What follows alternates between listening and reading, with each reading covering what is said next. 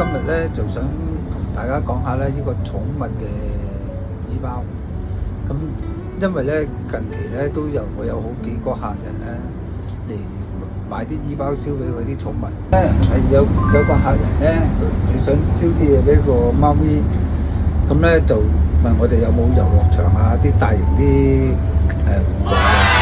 咁我哋因應個客嘅要求咧，就幫佢安排咗準備咗呢個貓咪嘅遊樂場。咁咧亦都係安排咗喺盂蘭節嗰個階段咧，師傅會揀個好日子去幫佢辦好嘅。會訂通常都要2至3個星期提前啊。如果唔係因為個時間太短咧，做唔到咁 detail。